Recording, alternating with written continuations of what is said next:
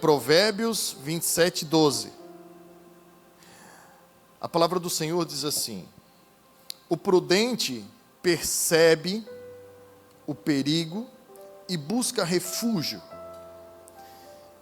O inexperiente ou o insensato segue adiante e sofre as consequências. O prudente percebe ou antevê o perigo e busca refúgio. O inexperiente segue adiante e sofre as consequências. Amém? Feche seus olhos, por favor. Pai, em nome de Jesus, nós queremos te agradecer, Senhor, pela tua bondade, pelo teu favor, por essa manhã, Senhor. Por estarmos aqui, por termos chegado até aqui, por esse tempo de comunhão, de louvor e adoração que nós tivemos até agora. Pai, muito obrigado. Nós somos gratos, Senhor. E já queremos te agradecer também, Pai, por essa semente que está prestes a entrar nos nossos corações. Essa semente que eu tenho plena convicção que irá germinar, que irá produzir algo extraordinário vindo dos céus aqui para a terra, Senhor. E que continue sendo feita a tua boa, agradável e perfeita vontade aqui nessa manhã. E a ti, Senhor, somente a ti, nós damos honra, glória e todo louvor, em nome de Jesus. Amém e graças a Deus. Nessa manhã nós vamos falar sobre prevenção. Existe um dito popular que diz que é melhor prevenir do que remediar. E é basicamente o que eu e você lemos aqui no texto de Provérbios. Que o prudente, ele antevê. O prudente, ele percebe o perigo. O prudente, ele é preventivo. Porque ele é mais cuidadoso. E Jesus, quando vai falar sobre um homem prudente, Jesus o classifica como aquele que construiu a sua casa sobre a rocha. Esse é o homem prudente. E Jesus vai dizer que o prudente é aquele que ouve e pratica a sua palavra. Porque ouvir, irmãos, eu e você ouvimos muitas coisas. E a consequência daquilo que nós ouvimos justamente é a prática. Eu e você ouvimos infinitas coisas. Hoje nós estamos vivendo na era da informação. Nós temos informações de todos os lados. E a consequência do que nós ouvimos é justamente a prática, sendo boa ou sendo ruim. Se nós ouvimos algo ruim e praticamos, logo a nossa consequência vai ser ruim. Nós vamos sofrer com as consequências. Porém, quando nós ouvimos alguma coisa boa, alguma coisa edificante, e nós a praticamos, a consequência das coisas boas que nós ouvimos, geralmente é o fruto. Geralmente gera algo bom em nós. Então, o homem prudente é aquele que ouve, não coisas ruins, mas aquele que ouve as minhas palavras, disse Jesus. Porque a palavra de Jesus, ela exorta, ela consola e ela edifica. Porém, só ouvir não nos dá a garantia do êxito da nossa missão, porque muitas pessoas apenas ouviam o que Jesus falava. E Jesus, por diversas vezes, disse, e os discípulos relataram nos evangelhos, ao longo dos evangelhos, aquele que tem ouvidos para ouvir, ouça. Mas não é todo mundo que tem ouvido que ouve? Não. Porque Jesus não estava falando de ouvir com os ouvidos. Jesus estava falando de ouvir com o coração. E a parábola do semeador fala exatamente sobre isso, sobre aquele que pegou a semente e guardou. Porque nós só guardamos o que é valioso para nós. Nós só guardamos aquilo que nós achamos que é importante para nós, que nós vamos utilizar. E quando nós fizemos isso, quando nós guardamos a palavra no nosso coração, então nós começamos automaticamente a praticar. Porque nós conhecemos a árvore através do fruto. não são através das folhas, não é através dos galhos, não é através do caule, não. Nós conhecemos uma árvore pelo fruto. A gente sabe que um pé de bananeira hoje é um pé de bananeira não por causa das folhas, é por causa do cacho, da penca de banana que ali brotou. Então a gente consegue hoje identificar, fica claro.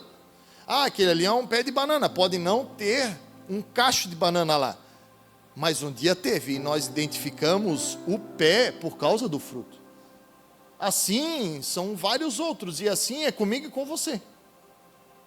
As pessoas, ao olharem para nós, elas julgam, elas podem achar muitas coisas, às vezes, né? Pode ser que a feição seja contrária ao coração, né? Porque pode ser alguém meio desprovido de beleza física, mas quando essa pessoa abre a boca, quando essa pessoa começa a fazer as coisas que tem que fazer, o exterior se apaga, e o que fica evidente é aquilo que sai de dentro do coração. É assim como a palavra diz, que não pode uma fonte de água doce jorrar água salgada ou amarga, não tem como. Então, o primeiro passo talvez seja até julgar o exterior, mas é inevitável que o interior resplandeça. É inevitável que o interior seja muito maior. E por que eu estou te falando isso? Porque eu e você, prevenindo muitas ocasiões da nossa vida, nós vamos usufruir da bondade da prevenção. E ser prevenido é ir mais longe, ter uma qualidade de vida maior e correr menos risco. Ser alguém prevenido, alguém que prevê as coisas, alguém que é experiente nas diversas áreas da vida, é alguém com longevidade, com qualidade de vida e que corre menos riscos. Longevidade está ligado a quanto nós investimos na nossa vida, quanto nós nos preparamos para as diversas áreas da nossa vida. A qualidade de vida está totalmente atrelada a sermos moderados, nem demasiadamente justos, nem extremamente ímpios, porque senão nós seremos destruídos pelos dois. E não corrermos riscos está totalmente atrelado à exposição. Muitas vezes, os maiores danos da nossa vida, nós sofremos porque a gente se expõe demais. E quando a gente se expõe demais, o inimigo fica sabendo do nosso ponto forte, que é o lado que ele não vai vir nos atacar, e de contraponto das nossas fraquezas também, que é geralmente de onde vem o ataque. Então, nessa manhã, eu gostaria que você abrisse o seu coração para esses 3 tópicos que falam da importância da prevenção da nossa vida, de como é importante nós nos prevenirmos. Assim como o texto de Provérbios disse, que o homem prudente é aquele que percebe, é aquele que antevê, é aquele que se prepara. Por isso que Jesus disse que o homem prudente é aquele que constrói a sua casa sobre a rocha. Por quê? Porque os rios vão transbordar. O rio não transbordou só sobre o homem que construiu sua casa sobre a rocha. O rio transbordou sobre aquele que construiu sua casa sobre a areia também. Os ventos sopraram para ambos, assim como o sol nasce para os justos e para os injustos. O tempo e o acaso afetam tudo e a todos. Eu não creio que exista alguém aqui, que depois que aceitou Jesus, que só aconteceu coisa boa na sua vida. Aconteceu com você? Se aconteceu, depois eu quero conversar muito com você ali embaixo, para tentar pegar essa receita, porque comigo foi praticamente o oposto.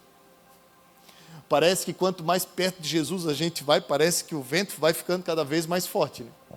Parece que quanto mais limpo a gente quer ficar, Parece que quanto mais Jesus vai chegando perto, quanto mais nós nos aproximamos, quanto mais nós nos relacionamos com Jesus, a gente começa a ver aquelas manchinhas que, tipo assim, antes quando a gente estava meio lamaçado assim, a gente não via, né? E aí aquilo começa a incomodar, não é verdade? E assim, a grosso modo, a sujeira grossa, né? Ela sai mais fácil. É aquele lava-jato que tu passa assim, o barro grosso vai caindo. Mas existem sujeiras que precisa esfregar. Aí tem aquelas sujeiras que não são só esfregar. E aqui as donas de casa sabem muito bem como funciona. Aí tu precisa pegar aquela roupa que era só botar dentro da máquina, tirar da máquina, botar no varal, tu precisa deixar de molho. A minha sogra bota dentro de uma sacolinha e bota no sol. Você é dessa não? Que deixa no sol dentro de uma sacolinha para tirar mancha? Tem várias. Então, isso acontece na nossa vida. Existem manchas, existem marcas na nossa vida que demoram a sair. Mas isso não quer dizer que elas não vão sair. Porque o sangue de Jesus, a Bíblia diz, nos torna mais alvos do que a neve.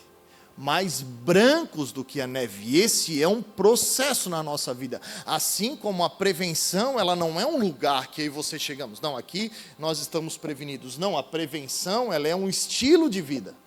A prudência é um estilo de vida. Onde aí você vamos nos preparando, vamos angariando ferramentas, vamos mudando nossas atitudes, vamos mudando nossas falas, vamos mudando nosso estilo de vida para prever as adversidades. É assim que o homem prudente trabalhou para construir a sua casa sobre a rocha, porque ele disse: eu já vi o rio transbordar. Eu já senti a força do vento. E eu sei que se eu construir essa casa sobre a areia, ela vai cair. Ele sabia quando ia acontecer? Não sabia. Ele sabia a intensidade que ia acontecer? Não sabia, mas ele se preveniu. Ele se preveniu. E a prevenção, o primeiro ponto dessa manhã, sobre a prevenção, é a longevidade.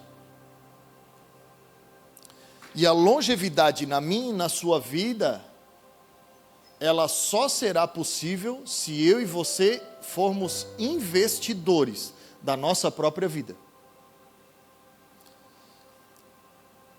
Investir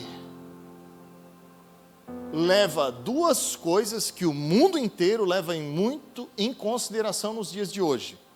Ela nos toma tempo e recurso. Para você se preparar para um cargo de alguma empresa ou para uma ocupação importante na sua vida, o que você faz? Você se prepara. Como que você se prepara? Você vai fazer um curso. Para você fazer um vestibular e uma faculdade, você precisa fazer um cursinho, você precisa se atualizar. E isso vai te custar recurso. E vai te custar tempo. Mas não são recursos e tempos perdidos. Isso não é perca, isso é investimento. Por quê? Porque esse investimento de hoje vai fazer você chegar mais longe. Vai fazer você viver mais. O mundo acha, não, mas cara, para quê? Tu já vive, tu já está bom. É isso daí. Para que ficar estudando? Para que? Meu Deus. Tu vai estudar o resto da tua vida? Mas o que tu quer com isso? O que eu quero com isso? O que eu quero com isso é sofrer menos. O que eu quero com isso é ter menos dano. Não só eu, mas todos aqueles aos quais Deus me confiou. Uma casa, ela começa a ruir. Uma casa, ela não começa a ruir do telhado. Uma casa, ela começa a ruir da sua base. É o fundamento da casa que começa a oscilar. E quem é que precisa dar fundamento para a casa? É o homem. A Bíblia vai dizer que Cristo é o cabeça do homem, o homem é o cabeça da mulher e Deus é o cabeça de Cristo. Não é uma questão de ser mais importante ou mandar mais ou ser mais forte, não. É uma questão de posicionamento, é uma questão de estratégia do Senhor. Assim como não existe uma regra entre o homem ser o provedor unânime da sua casa, não pode ser a mulher, não tem problema. Mas a autoridade das decisões da casa, a decisão que é o que mantém a casa em pé, ela precisa partir do homem. A mulher pode ganhar 10 vezes mais do que o homem, mas a última palavra precisa ser do homem. E isso não é porque ele é mais, isso é porque Cristo está acima dele. Pastor, mas meu homem não é assim. Isso é um problema. Mas eu acho que ele não começou a ser assim agora. Talvez ele já tinha esse problema e você não preveu antes. E aí se juntou com essa bênção. E agora o que você precisa fazer com essa bênção? Orar para quem está acima dele, para que ele enxergue o que ele precisa enxergar. Para que ele seja quem ele precise ser. Eu e você não ganhamos nossas guerras lutando com as pessoas. A nossa batalha, Paulo vai dizer aos Efésios, a nossa batalha, a nossa luta não é contra carne e sangue. A nossa batalha é contra principados e potestades que estão nas regiões celestiais. Porque nós não podemos querer dividir aquilo que Deus uniu. Quando você fez uma aliança, você não fez uma aliança para dividir. A divisão acontece quando a aliança é quebrada. Mas o intuito da aliança é somar. O intuito da aliança é multiplicar. É pegar 50% da sua vida e juntar com 50% da vida daquela pessoa que você decidiu se juntar. E somar. Assim como você soma na vida dele, ele soma na sua também. E vice-versa. Agora você já pensou aquilo que você quis somar, agora você quer dividir, agora você quer lutar contra, é utopia, loucura. Então muitas vezes a gente não tem êxito na nossa batalha, muitas vezes a gente não vê progressão na nossa batalha porque a gente está lutando da maneira errada. A gente está falando com as pessoas erradas, a gente está agindo da maneira errada. Se você quer que Jesus faça algo na vida do seu cônjuge, não fale para o seu cônjuge, fale para Jesus. Não é lógico isso? Pastor, e como é que eu faço? Entre no seu quarto, feche a sua porta e em secreto. Pastor, por que em secreto? É porque assim, às vezes, está o homem e a mulher orando junto, e um dos dois ora ao Senhor, mas o cônjuge está do lado. Sabe aquela oração meia direta, indiretamente assim? Aquela oração que o Senhor está ouvindo, mas o cônjuge também está ouvindo. E aí, obviamente, que você vai falar ao Senhor o que você quer que o seu cônjuge mude, ou aquilo que o Senhor precisa fazer para o seu cônjuge mudar. Mas lembre-se que ele está ao seu lado. E aí eu pergunto para ti, você gosta de alguém que fique esclarecendo suas falhas? Você gosta de alguém que diga aquilo que você sabe que você faz de errado? Ninguém gosta.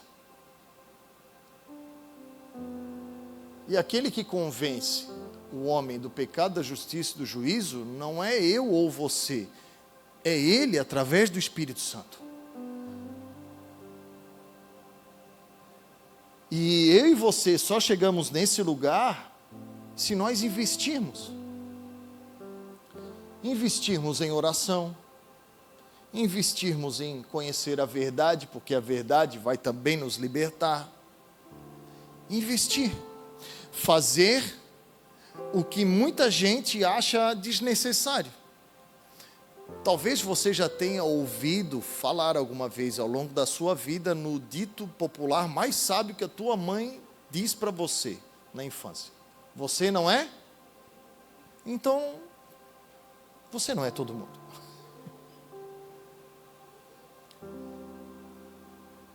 E não ser todo mundo consiste justamente em continuar fazendo o que pouca gente faz. O que muita gente acha que, mas isso daí não vai dar em nada. Para que tu vai passar anos, tempo, irmãos? Nós estamos falando do ensinamento de Jesus, há 2000 anos atrás. Eu acho que naquela época não era fácil cavar um fundamento numa rocha. Eu acho que era muito mais fácil, muito mais rápido construir sobre a areia. Eu moro em Penha. Cavar um buraco em Penha é 30 segundos. Porque é só areia. Mas não tem estabilidade. Não tem durabilidade. Agora a casa lá está em pé, não porque ela está sobre a rocha. Porque cavaram fundo, tiraram a areia até encontrar a rocha. Então, passou a areia fácil. Foi só um aquecimento, mas quando chegou na rocha, o que aconteceu? Demorou, foi árduo. Agora você imagina sem máquina, sem ferramenta, ou com ferramentas primitivas. Porque o que a gente quer? A gente quer construir logo. Não, pastor, eu tenho material, eu tenho recurso, eu tenho o engenheiro, eu tenho o arquiteto, eu tenho tudo, pastor, está tudo pronto, falta só construir. Tá, e onde vai construir? Não, assim, eu fiz um orçamento, pastor, e para não comprometer aquilo que eu quero fazer, eu vou construir esse terreno aqui que é um pouco mais fofinho, vai ser mais barato, o pessoal da terraplanagem vai cobrar menos. Então vamos construir aqui, vamos construir uma casa linda, maravilhosa, muito grande, mas vamos fazer aqui porque aqui é mais fácil. A maioria das coisas que são fáceis na nossa vida, com a mesma facilidade que a gente constrói, a adversidade derruba. Porque ela não tem um fundamento sólido. As coisas, para terem um fundamento sólido na nossa vida, levam tempo. E vai ter coisas na nossa vida que a gente vai passar a vida buscando. A gente vai passar a vida edificando. Porque quando nós partirmos desse plano, meu irmão e minha irmã, os nossos filhos ou as pessoas que andaram junto conosco, não vão ficar com as coisas que a gente tem.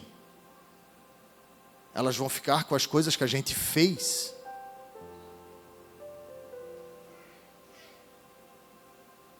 Porque a traça e a ferrugem e o ladrão levam as riquezas desse mundo. Mas aquilo que é valioso de verdade, ninguém rouba, ninguém destrói. Por isso que legado é muito mais importante do que herança. Isso não quer dizer que herança seja irrelevante. Não é, se você tem a oportunidade de deixar algo para os seus filhos, deixe. Mas deixe também um firme fundamento para que quando eles possuírem o que era seu, aquilo que você levou anos para construir, décadas para construir, eles não joguem fora em semanas. Ou não se matem para dividir. Por quê? Porque tem algo que tem muito preço, mas não tem o verdadeiro valor. Não sabem se portar. Não investiram, ou não perceberam seu investimento. Ou não foram instruídos o suficiente. E isso só o legado é capaz de fazer. Só estando junto, só instruindo. É por isso que o investimento vai nos levar longe. Porque o investimento é instrução. Eu e você não chegamos longe porque nós somos bons. Nós chegamos longe porque a palavra é boa. A palavra é a verdade. A palavra é um caminho. A palavra é Jesus. E Jesus é bom. Eu e você não somos capazes de acrescentar uma hora à nossa vida, irmão. Nós não podemos fazer nada. Se o Senhor bater a senha lá agora, é agora, acabou. Nós não podemos fazer nada. Mas nós podemos deixar muitas coisas. Coisas que eu e você construímos nele, em Cristo. E essa ninguém apaga.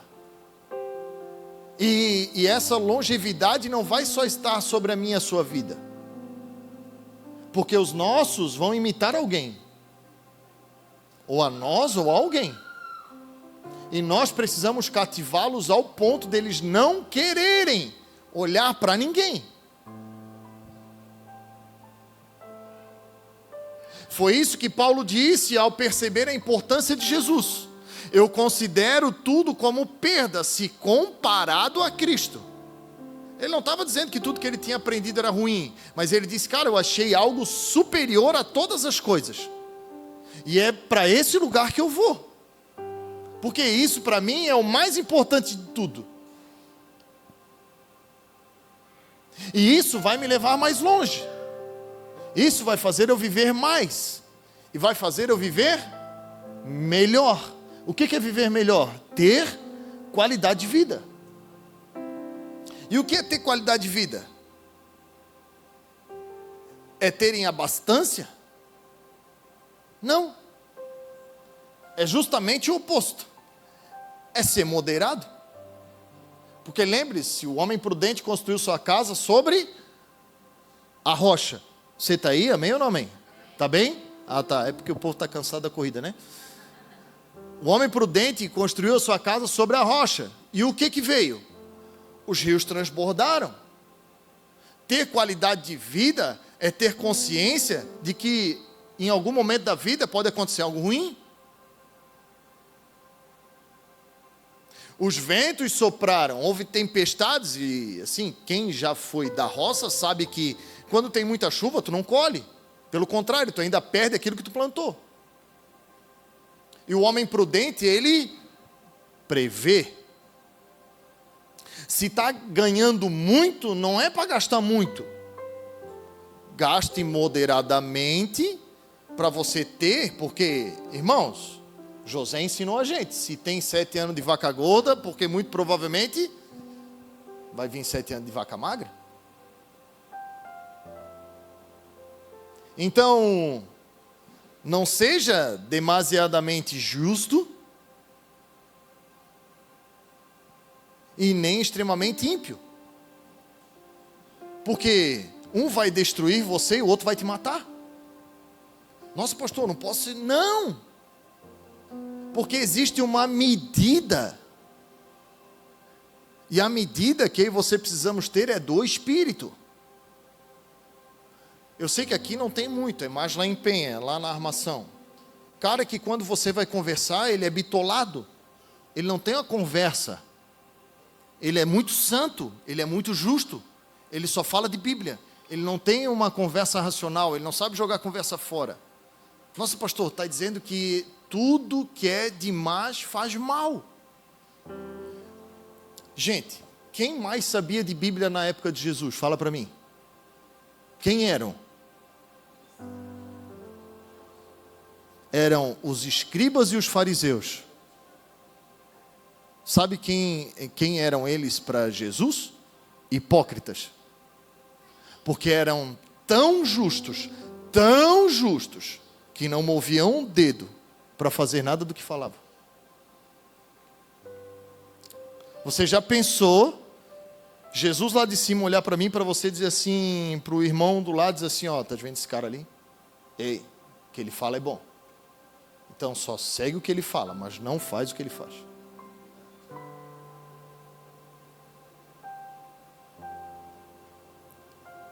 Ser moderado. Seja equilibrado. Ande no Espírito. Tenha domínio próprio. Isso é um fruto. Isso é ter algo dentro de você frutificando, produzindo. Porque senão a gente é muito chato. Ou a gente é extremamente ímpio. Iníquo. E aí é outro problema.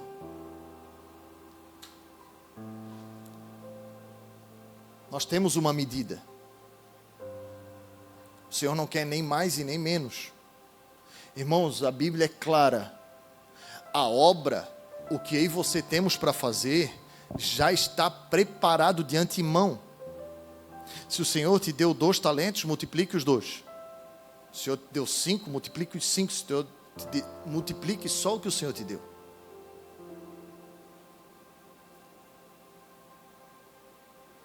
É o que a gente falou que semana passada. O reino de Deus não é de quem chega primeiro ou de quem faz mais, é de quem chega bem. Porque quando o Senhor voltar, Ele vai dizer: servo bom e fiel. Ser fiel é ser fiel àquilo que está escrito, não aquilo que eu acho. Qual que é o problema do excesso? O problema do excesso é a embriaguez. E eu não estou falando de álcool, eu estou falando de tudo. De tudo. Com a tua mulher, tem um cara pegajoso, está o tempo inteiro, beijando, abraçando, uma hora vai azedar. Aí aquilo que tu acha que é legal, que tu gosta de fazer, para ela é um martírio. E de contraponto, aquele que passa e trata igual a irmã da igreja, né? E tem, né? O marido que acorda em casa e diz: a paz do Senhor, irmã, tudo bem? Dá a mão assim. Não chega, não dá um beijo, não dá um abraço. Trata como uma irmã. É uma tragédia. Tanto o excesso como a falta é um problema. E quem vai nos trazer esse equilíbrio é o Espírito. É o Espírito.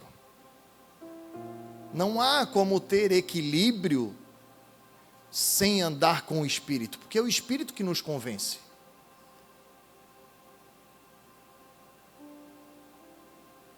Ter qualidade de vida é ter uma vida plena, e uma vida plena e você só temos caminhando com o nosso pastor. O Salmo 23 não diz que o Senhor é o nosso pastor e nós vamos ter um monte de coisa. Lá diz: o Senhor é o nosso pastor e nada vai nos faltar. Isso é equilíbrio. Dentro desse nada vai nos faltar, vai ter dia que tu vai estar comendo picanha. Então aproveita a picanha. Mas vai ter dia que vai estar comendo um roscovo, comida russa, conhece? Comida russa, roscovo? Aproveite o roscovo. Porque tem gente que sonha com isso, mas não tem. Então mantenha equilíbrio. Saiba aproveitar a cada dia o dia pleno. Isso vai te dar qualidade de vida. Porque não vai mais, a tua vida não vai mais ser medida pelas circunstâncias. E aí você vamos chegar no auge. E o auge é que Paulo escreveu aos Filipenses: eu sei estar contente em toda e qualquer circunstância. Porque não são as circunstâncias que me deixam contente, é eu que estou contente em toda e qualquer uma delas. Eu estou contente comendo picanha, eu estou contente comendo roscovô. Eu estou contente quando tem sol e quando está chovendo. Eu estou contente quando está frio e quando está quente. Eu estou contente tendo muito, tendo pouco. Eu estou contente sendo exaltado e sendo humilhado. Eu tenho experiência em todas essas áreas. E a experiência me trouxe equilíbrio. Porque eu tenho o domínio próprio. E eu sei que se eu estou passando o que eu estou passando, o Senhor está comigo em todo momento. Não é porque eu tenho pouco que o Senhor está mais longe, não. Se eu tenho pouco, o Senhor está me sustentando. Se eu tenho muito, o Senhor está me guardando. Para quê? Para não virar soberbo. O Senhor nos guarda o tempo inteiro. E se o Senhor for o nosso pastor, nada vai nos faltar. E nós vamos ter qualidade de vida. Se vai viver mais, vai viver melhor. E vai viver sem risco. Prevenção é isso. Longevidade, qualidade de vida e menos risco. O que é menos risco? Pare de se expor. Pare de expor sua vida. Pare de expor sua casa. Pare de expor seus filhos. Não é desse jeito que a gente conserta as coisas. Quando você leva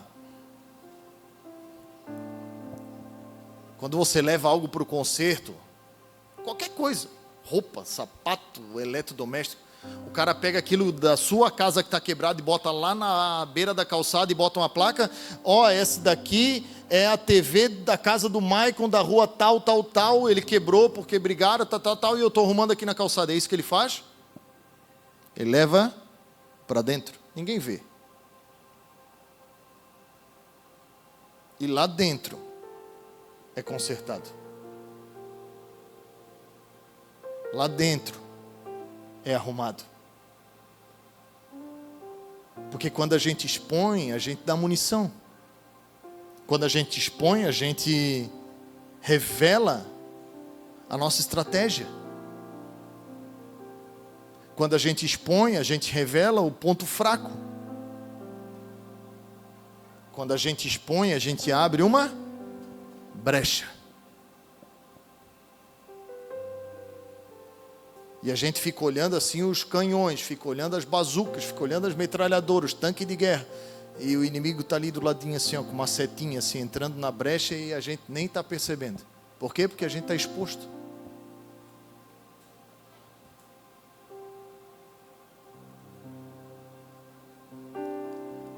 A exposição só causa dano. Não existe benefício na exposição. Eu e você não vamos consertar nada na nossa vida nos expondo. E nem expondo ninguém. Às vezes a gente acha, né? No auge da nossa sabedoria. Não, vou falar aqui na frente dos amigos aqui, porque pode ser que crie vergonha na cara. Ele não precisa criar vergonha na cara. Ele precisa ser convencido. E o convencimento não está do lado de fora. O convencimento está do lado de dentro. Quer mudar alguma coisa em alguém? Ore para aquele que tem poder para mudar.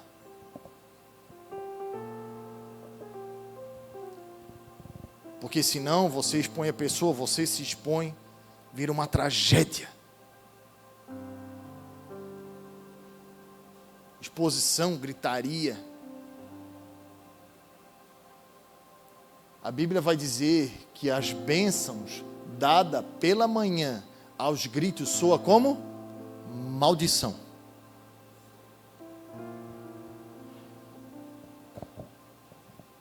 Exposição não é benéfica para ninguém. E a prevenção colabora para isso. É tomar vários cuidados que não tem praticamente ninguém olhando. Fazendo coisas e tendo atitudes que a maioria das pessoas não vê. Mas quando acontece algo, aquilo não te causa dano. Assim como a casa edificada sobre a rocha. Transbordaram os rios, o vento soprou, deu contra aquela casa e não a derrubou. Porque ele não estava exposto, estava protegido.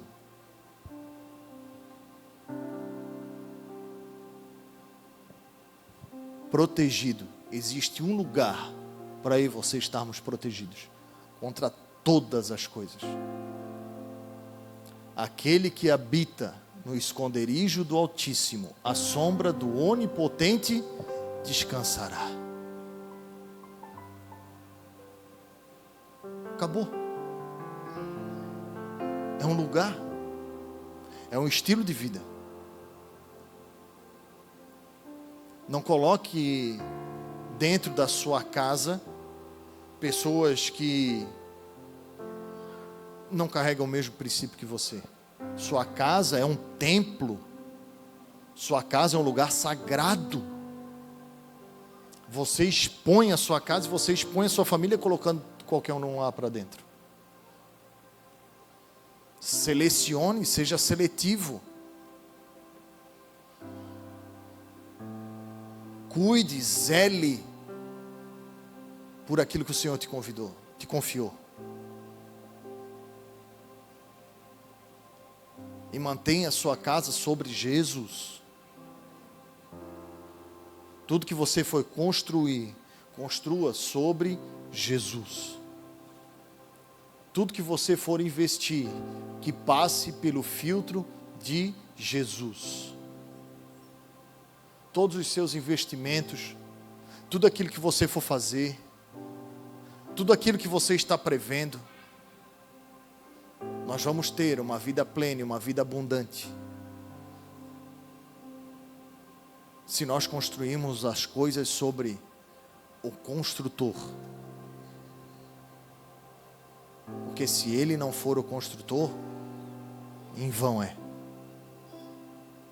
fazer qualquer coisa. Por isso que às vezes a gente cansa. O cansaço nos rouba longevidade, qualidade, aumenta os riscos. Estás cansado, estás vulnerável. Porque fez um monte de coisa que não deveria fazer e agora está sendo amassado. Descansa, amado. Relaxa. Pastor, não dá. Dá. Se você não descansar, você vai morrer. Escute o que eu estou te falando.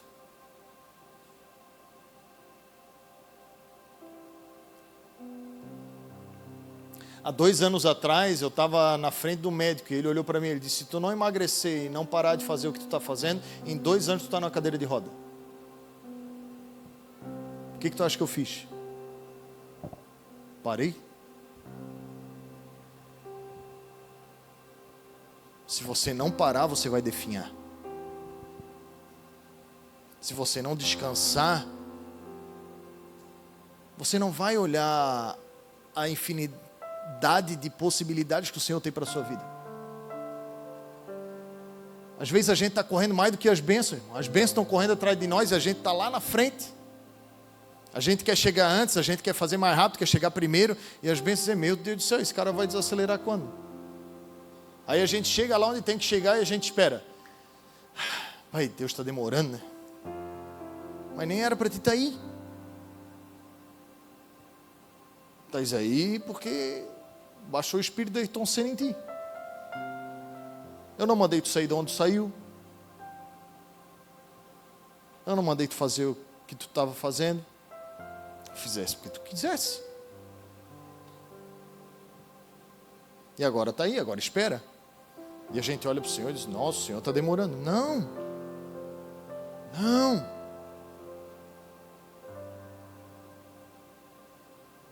Nós precisamos descansar. Descanse seu coração. Acalme os seus dias. Não se resolve nada no meio de tribulação, irmão. Quando está passando o furacão, os americanos nos ensinaram que eles têm um alçapão e lá eles ficam até passar a tribulação. Pastor, mas vai passar a tribulação, vai acabar com tudo. Ei! Você tem uma vida para construir coisa de novo. Pô. Descansa, agora é momento de descansar. Se é para ficar no esconderijo do Altíssimo, fique. Pastor, mas a galera vai... Deixa falar. Conhece aquele profeta que disse: deixe que digam, deixe que falem, deixe isso para lá, vem para cá, o que tem? Jesus está dizendo: vem para cá, o que tem? Deixa os caras falar. Pô. Quem fala não paga tuas contas, quem fala não resolve teus problemas, quem fala bobear nem ora por ti. Mas eu estou aqui. Eu estou aqui. Sou eu que intercedo por ti. Fui eu que morri pelos teus pecados. Sou eu que bem sei os planos que eu tenho a vosso respeito. Não são esses planos de guerra, essa loucura que tu vive. Não, são planos de paz. Para te dar um futuro, para você ir longe, para você viver tranquilo.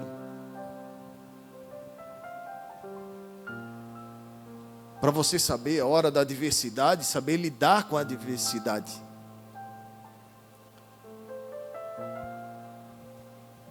Para você estar protegido.